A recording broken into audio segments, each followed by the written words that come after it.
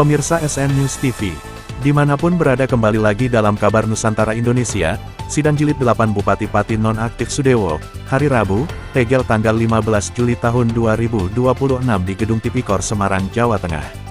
Sidang dengan agenda menghadirkan 8 camat sebagai saksi dalam kasus Bupati Pati Nonaktif Sudewo, terkait dakwaan KPK jual beli jabatan pengisian perangkat desa. Inilah keterangan jelasnya. Sidang Jilid 8, Bupati Pati Nonaktif Sudewo, di Gedung Tipikor Semarang.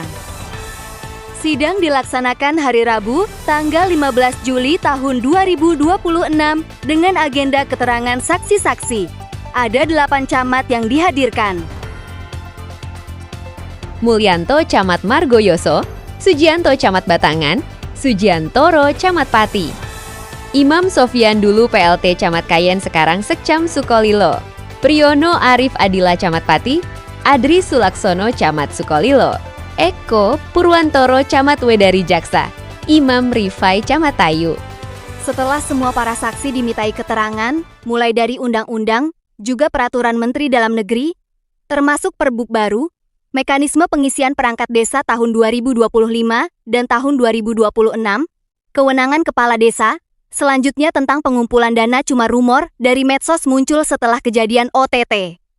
Untuk lebih jelasnya, kita ikuti jumpa pers dengan Bupati Pati Nonaktif Sudewo dan kuasa hukumnya. Dan pengesahan yang menerbitkan SK pengangkatan adalah kepala desa, bukan bupati.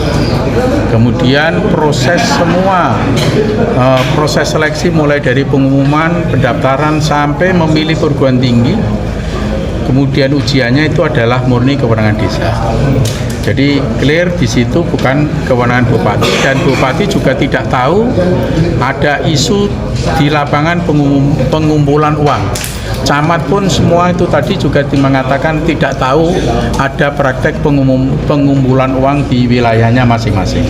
Dia tahu ada praktek pengumpulan uang itu di medsos dan setelah terjadi peristiwa OTT. Jadi itu clear, jadi camat juga tidak tahu apalagi bupati. Dan bupati juga tidak pernah berkoordinasi atau obrolan-obrolan dengan para camat bahwa pengisian perangkat desa nanti belum pernah sama sekali dan tidak pernah. Itu ya. Ya, untuk hasil sidang, Pak. Pemeriksaan saksi tadi seperti apa? Oh ya, jadi tadi itu pertanyaannya ini kan seputar camat ya. Iya. Nah, jadi camat ini dikejar itu persoalan, pada poinnya yang saya tangkap, jaksa itu ingin nanya kenapa tahun 2025 itu tidak ada pengisian perangkat desa.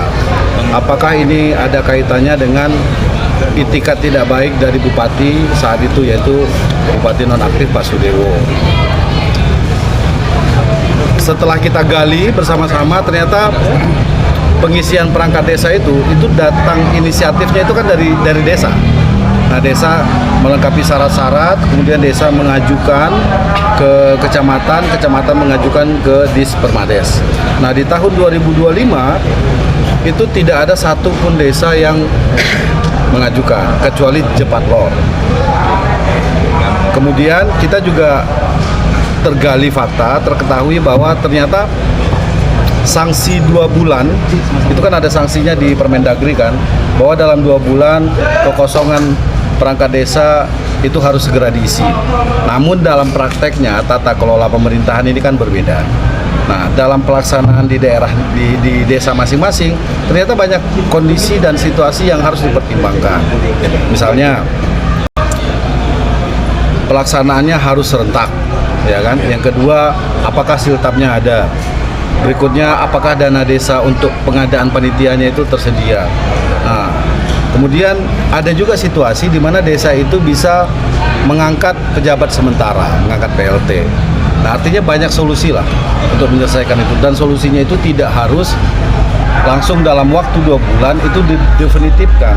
Nah, tadi Yang Mulia saya kira sudah tepat cara bertanyanya, bahwa yang dimaksud itu kemudian tidak mesti dalam waktu 2 bulan itu ada definitif. Dan memang faktanya di Kabupaten Pati di tahun 2025 itu kan memang tidak ada pengusulan sehingga tidak ada pelaksanaan. Nah, kemudian yang cukup menarik, ternyata Pati ini pernah menggunakan CAT, tadi disampaikan ya. Nah, jadi keinginan Pak Bupati memang ke depannya metode ujiannya itu adalah CAT. Berarti secara transparan gitu ya Pak? Iya, jadi CAT ini kan begitu ujian nilainya langsung keluar. Sebetulnya ingin transparan sih. Nah, hanya sayang belum dilaksanakan juga. Nah, persoalannya lagi adalah ini kan tahun 2026 ini kan siltapnya sudah ada kan. Nah, tapi ternyata sampai dengan hari ini itu juga belum dilaksanakan pengisian perangkat desa. Tadi dijelaskan oleh Camat bahwa belum ada proses pengisian. Nah, ini sebetulnya di daerah belum sempat terisi, tapi terisinya secara definitif ya. Kalau fungsinya itu bisa diselesaikan baik oleh pejabat sementara, baik oleh pengangkatan paruh waktu maupun oleh teman-teman yang lain yang menyelesaikan fungsinya, sehingga kekosongan ini tidak menghambat roda pemerintahan di tingkatan desa. Dan menurut kami dari sisi pembuktian ini adalah keterangan yang baik, normatif, menjelaskan bahwa posisi Pak Bupati di situ adalah posisi administratif, tapi mengenai fungsi dan kebutuhan dan hal-hal yang berkaitan dengan penganggaran itu memang semuanya ada di desa. Dari Semarang, Jawa Tengah. Satu Pak, yang kita tanyakan tentang tanggapan rumor uang yang disampaikan dari salah satu camat tadi, untuk pendapat Bapak gimana Pak? Ya, tadi ada uang, tapi sepertinya itu honor panitia 460.000. Dan kami percaya karena memang ada panitia di pimpinan di tingkatan camat, mereka melakukan pengawasan mulai dari fase pembentukan sampai dengan nanti di akhir SK. Jadi ada uang honor ya, menurut kami sih itu wajar-wajar saja. Yang jelas tidak pada Bupati Pak ya? Yang jelas tidak pada Bupati ya? Tidak. Pak, terkait dengan uang KPK tadi, uang dari KPK menemukan uang UTT itu? Nah, kalau uang OTT kan bukan saksi yang ini, tadi belum sampai ke sana ya. Ini masih di level camat.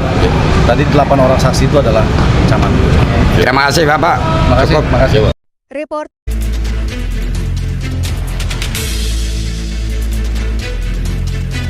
Suluh Nusantara News, media berita terpercaya.